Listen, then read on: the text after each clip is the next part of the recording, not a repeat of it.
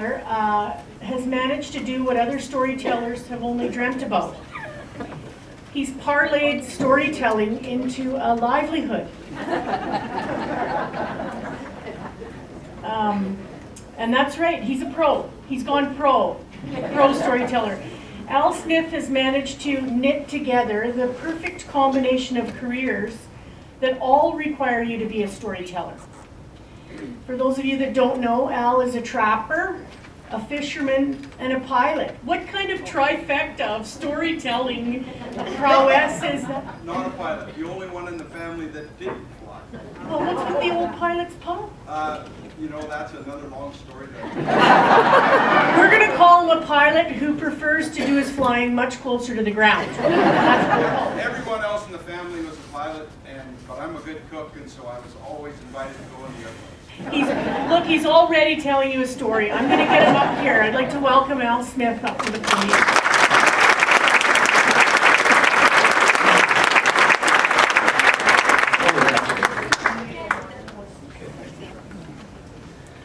Well, good morning, everyone.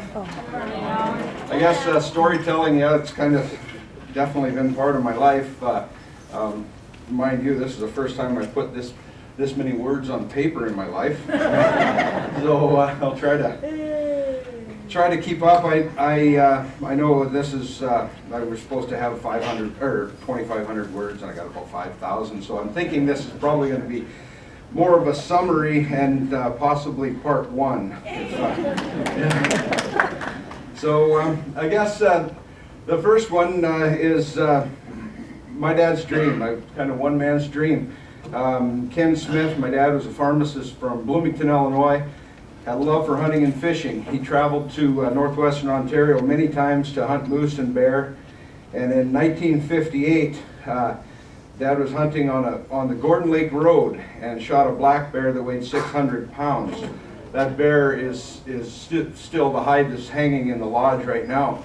And there was a couple different stories, but it wasn't until 1995 that I was moose hunting in Vermilion Bay, and I went to lunch at Bratlin's and met Johnny Bratlin, Arnie's father. And Johnny had been guiding my dad on this moose hunt, but he had business in town.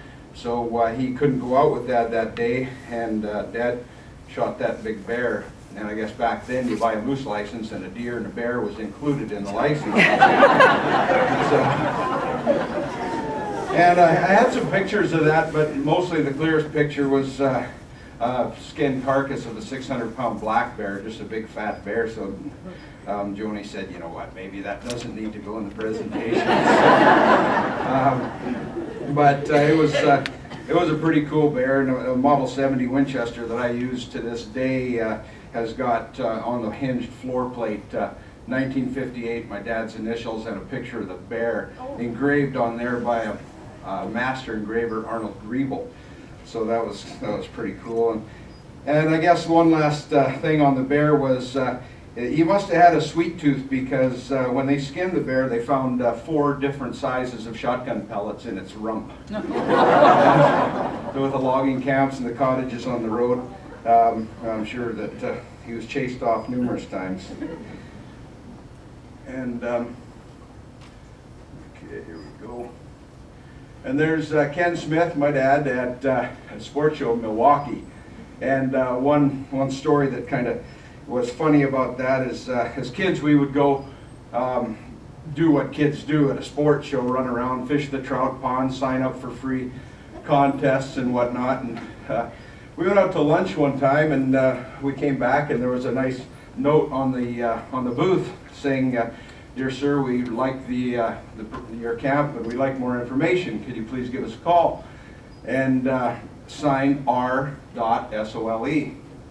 So we walked to the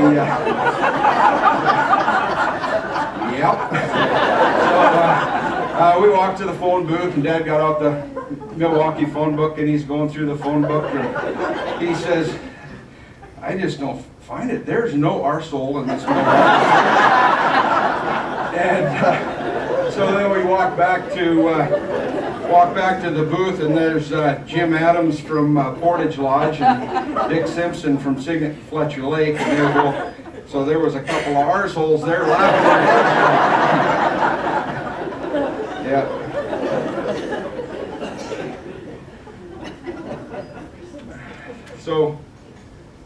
So I guess Mom and Dad started vacationing in northwestern Ontario before I was born. I was born in 1959, and they stayed at Eisentraut's camp, and then Eisentraut's decided they wanted to sell, and they sold to Ormiston's in 1965. There's a picture of my dad, myself, and my brother Eric on the dock at Ormiston Lodge. And Butts Eisentraut ran a fishing excursion, and there's a picture there. That's interesting.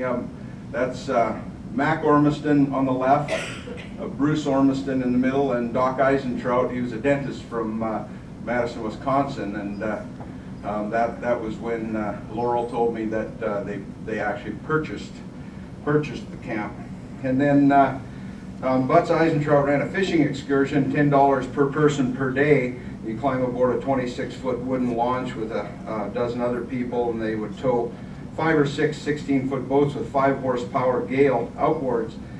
And you would head off to the fishing grounds, and kind of the 3 main destinations that were determined by the weather was French Narrows, the Elbow, or Poplar Bay.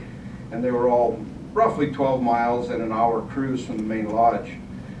Bruce took over as a guide on the launch, and after Ormiston's bought the lodge, and I got to go on quite a few trips with Bruce and learned the guiding basics from him. And Bruce taught me how to, as just a young guy, but I paid attention. Bruce taught me how to catch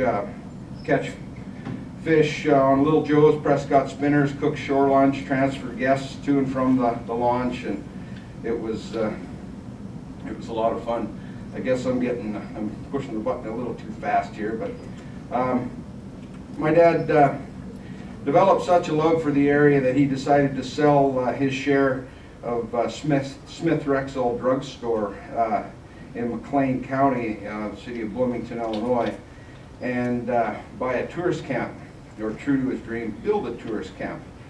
Mac was considering selling Ormiston Lodge, and Dad was considering buying it, and then Mac phoned up and he said there's a fella, Leonard Whiting, that owned the property on Heenan Point, and he had that property for sale. It was 70 acres, went from basically the beginning of our drive on Branch Road 3 all the way to the very tip of the point.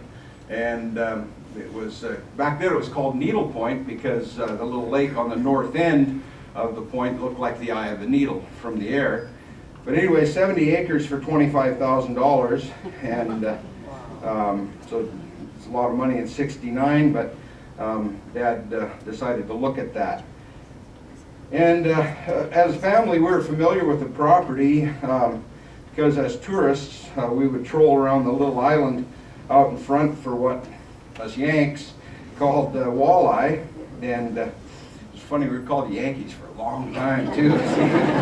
And We forgive you, Al. yeah, bless your heart, Lisa. And we would troll for walleye. The locals called them pickerel. And even back then it seemed kind of funny to us because in the Midwest U.S. where we were from, pickerel was like a little warm water pike, and we always wondered why people would really want those. And then we realized pickerel was just a slang term for walleye. And then, okay, that could be another debate as well. And then we learned that in Canada, what seemed to be proper name for a great northern pike was a damn jackfish. So then after fishing, we would go to the little beach to cool down, have a swim, and have lunch. And this is one of the very first times we were on the beach, and that's my mother on the left, Nancy. She started cooking at Smith Camps. before there was ever really a Smith Camps. And it's my brother Eric, and I did laugh because I didn't really remember this picture, but here I'm in the background with my BB gun, trying to, who knows what I was trying to shoot out of the tree. And then some other friends that joined us there for lunch. And I guess when we stayed at Ormiston's, we had a lot of fun at Ormiston's, really good people, and we were always, Eric and I were always on frog patrol, and we were always catching the big leopard frogs. That was always a thrill, and Laurel Ormiston's peanut butter and butter sandwiches were preferred fuel for our frog hunting expeditions and crappie catching adventures. And now crappie has become a real trendy fish to go for. They're a lot of fun, and a lot of people like eating them. And I can remember one time the men were all out fishing in the boats, and there was a pack of us kids back at camp, and the young of the year perch had hatched out, and they were probably 3/4 to an inch long, and someone called them pinheads, and they said they're really good bait for crappies. And so we went down to the beach and we seen some pinheads, and we went out to the end of the dock, and there was a 20-foot floating ramp out there that we would catch our crappies under, and we started catching crappies and caught a bucket full of crappies. And back then there probably wasn't any limit, and mind you, it was against the law to use perch for bait anyway, but we didn't know that either. And so the next day the kids lined up with a bucket full of perch minnows, and we started catching crappies, and I can remember dads in the fish house, like 3 dads in the fish house cleaning fish all day long. We caught 200 crappies that time. And okay, so slide 5, we hit the slide 5 already, I guess, was Mac and Bruce and Doc Eisentrout there. And once a property was purchased in, I believe, '69, the process of putting in the road, septic field, main lodge, and cabins began. And I recently was having a coffee with Henry Rasmussen, and Henry actually told me that he had walked the road and quoted the road with my father, which I never knew that, but it was interesting and nice to know that Henry knew my father, and Nick Sertlitz also quoted the road, and it turned out that Nick Sertlitz Construction was the company that ended up with the job. And it was Christmas of 1970 that Nick called and said, "Merry Christmas, your road is complete." And back then there was no Storm Bay Road, so we went off the Kimberley Road, and it would be branch 5 on the Kimberley Road that we used to use. And it would take 30 minutes with our old Dodge Power Wagon to get from the highway into Smith Camps. Nick hauled gravel from his pit until he got to within a half a mile of the camp. They found a gravel deposit, and Dad was able to take out a quarry permit, which we still hold today, and this pit supplied the rest of the gravel to complete the road, the septic field, the parking lot, and actually a lot of the development on Heenan Point. At that time, none of the side roads were maintained by the ministry, so it was quite an undertaking just to keep the road in relatively decent shape. In addition, every time we had a big blow, we'd be out there with chainsaws for oftentimes a day, clearing the trees off the road. I remember one July 1st, it stormed really bad, and we ended up having to cut 61 trees off the road. And we were also responsible for the plowing in the winter, which was a pretty big job, just out to the main road. And then, I can't count how many vehicles we pulled out of the ditch either, and we still do.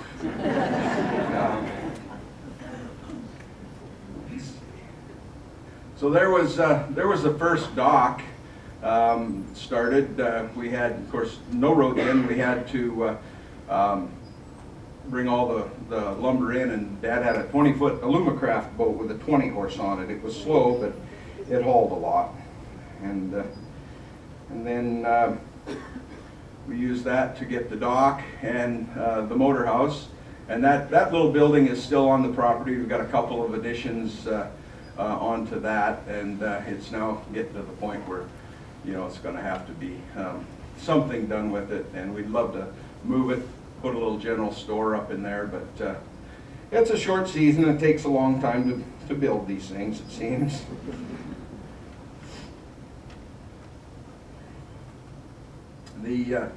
Of course, many of you probably know the lodge now, and that actually is the floor structure just getting started on the lodge, and then the big septic field went to the left of that up on the hill, and I was kind of laughed because I remember Dad saying that, you know, the 70 acres of property was $25,000, but the lodge or the septic field cost 30. Because it was well, big, you know, big field. It had to be big for short-term tourism, for tourist camp, and so that was big. Well, and the road was $25,000 as well. So there's when the road is in. That's probably about 71, and there's our old power wagon. And when Dad hired some local contractors, not to mention any names, because he kind of gave him a surprise visit, and the lodge was done acceptable, but then he found out that the cabins, they were doing studs 36 inches on center. It was supposed to be 2x8 joists, and they do a 2x8, a 2x6 that are all blocked up, and it worked okay, but it wasn't up to government specifications, which was required back then. Health unit was kind of responsible for making sure everything was done right.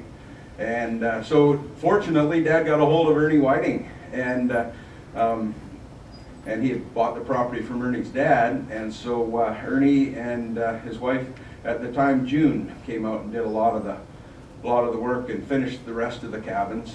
And Ernie traveled in his work boat rather than a vehicle.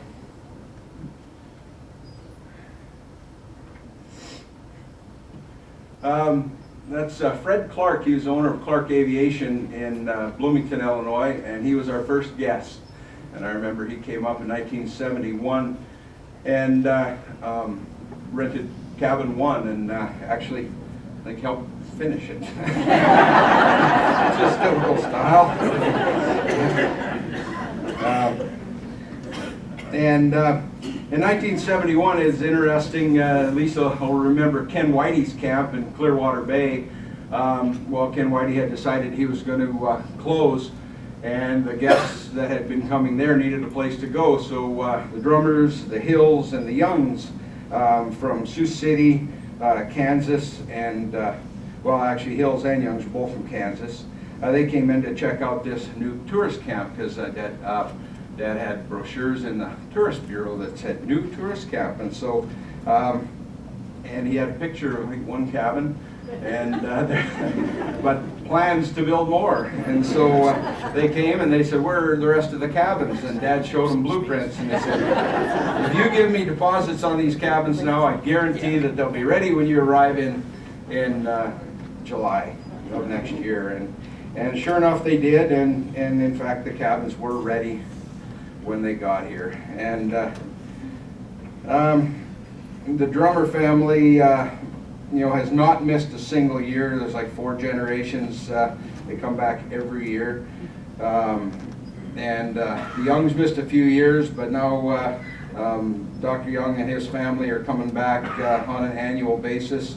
Hills have not been here for quite a few summers, but a granddaughter came back, and we went over lots of fond memories, and you know, many of the longtime customers and long friends, lifelong friends that we've met. It's been a pretty special thing, really. Jim and Sue Tepp were also guests of Mac and Laurel Ormiston's, came over when Ormiston sold their camp, and their families still continue to come up, and the Normans, the McCormicks, Hackenbergs, and I could name many, many more that are repeat guests and have become really good friends, and kids have all kind of grown up together, and they've made some real special friendships. There's a picture of Dad relaxing in the lodge, and Joni got a kick out of Harold Ryan. He's a pharmacist from Illinois, and the sandals and knee socks. Kids kind of chuckled that Grandpa's smoking inside.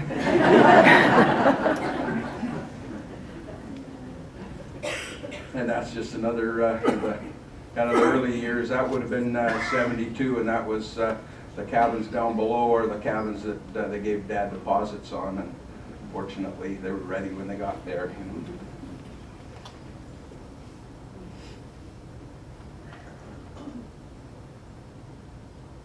So my first guide trips on Lake of the Woods, I was 12 years old, and Jerry Smith and his family, no relation, just good friends of the family, we took them out and caught a bunch of fish, and I cooked a shore lunch. Bruce had taught me how to do that, and so yeah, 16-foot boat with a 20 on it was the fastest boat that we had, and it was a lot of fun, and it's been a great experience guiding on the lake for almost 44 years, I guess. Seen a lot. I've been pretty fortunate to be able to do that, and I was kind of thinking of the old days going by Hall's Point. Professor Hall and his sister-in-law lived out there, and they were skinny dippers, and you would think that when you went by in a slow boat that they would just stay in the water, but no, they like to climb out on the rock, and where the rock is now listed Hades Gate, and the paint from ERS Hall is still faintly there, and they used to climb out on the rock and stand there and wave, proud of what God gave them, I suppose. And then they always go down to French and Arrows, and Lady Godiva was the yard keeper down there, and a big, tall, attractive blonde woman, and she liked to do all of her yard chores in the nude. And boatloads of fishermen didn't seem to bother her either. She'd stand there and wave, and it was just... I was pretty young then, but I suppose it was good for business. Yeah. And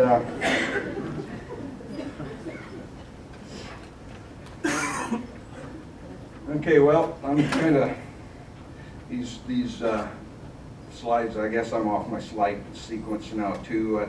I was going to say the early years of the camp just spent kind of building it, learning about it, and figuring out how to make it work. And our family settled into the community over the years. In 1973, our family became landed immigrants of Canada from Illinois, and I was in grade 9 at Beaver Brae, and my brother started grade 6 at King George. And Mom and Dad became friends with lots of the other tourist operators, and were active in the Camp Owners Association. And we missed our friends in Bloomington a lot, but life flew by. But one book that I was trying to find, it was very interesting because my dad was president of the Kenora District Camp Owners Association in 1974.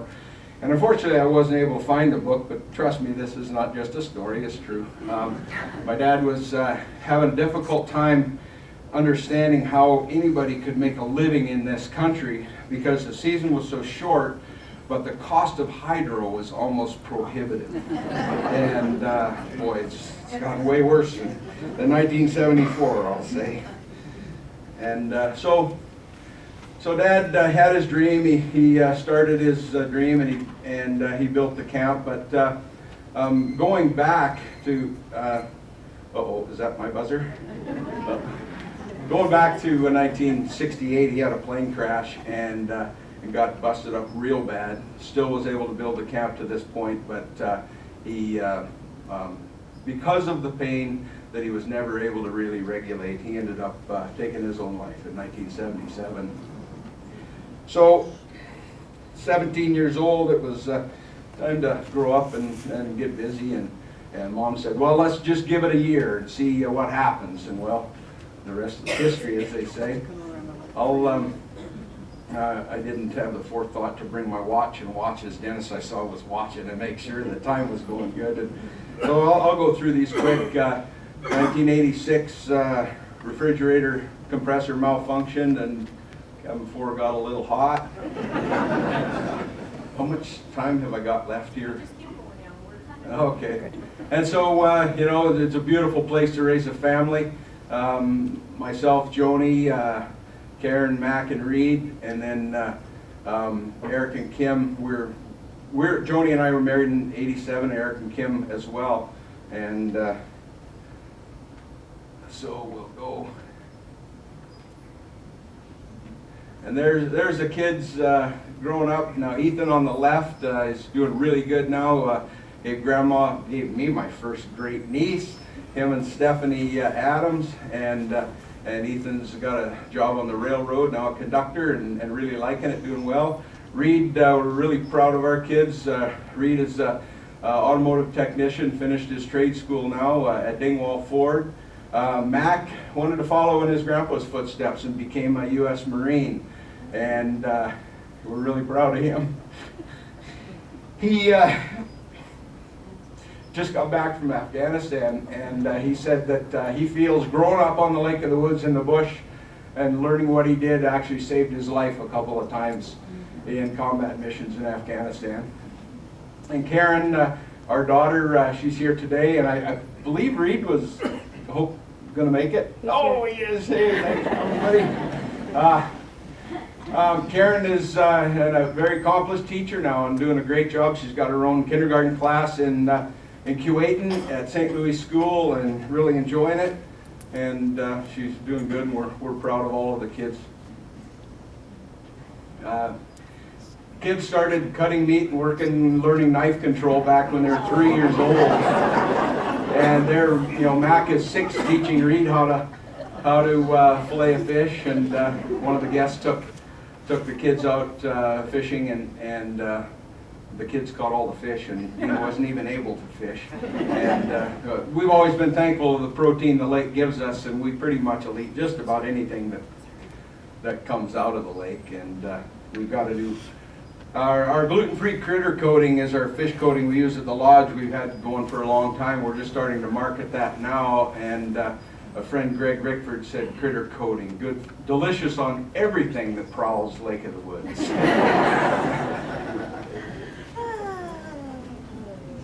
And there's just some lifelong friends, kids all just getting together and have a good time. George Wayne's #1 dock boy for 35 years. Anybody that wanted to, that came in for gas, minnows, or just around, they would have met George.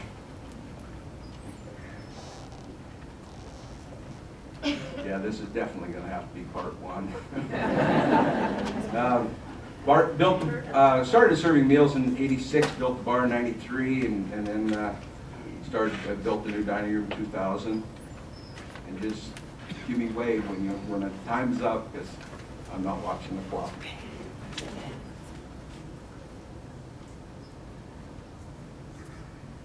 Now I understand, Wayne, why when you're doing these productions, keep it at 300 dots per inch, because the 720s that might still be in there do slow it down a lot. Just pictures of some the brochures throughout the years. That one was a good one. That's one of my favorite pictures right there. Ryan caught a muskie not too far from Husky the Muskie, and got over there and took a picture. And happened to be wearing a Smith Camps muskie hat too, so that was kind of cool. David Thompson Explorations. David Malaher actually bought property on the point and is a neighbor, and so we started David Thompson Historical Explorations back in 1999, and it's been amazing. We've found lots of good points on campgrounds and things that David Thompson had in his journals. David Malaher has gone all the way back to England, to London, to the archives, and dug up stuff that he never even knew was available. But it's been a lot of fun. We've spent a lot of time on it. In the dining room, we've done quite a few weddings now. That was just one picture that came up. Haley Ann Sishin, Larry and Sylvia's daughter, got married there this year, and that was the first time that Larry actually flew in and delivered the bride by aircraft. So.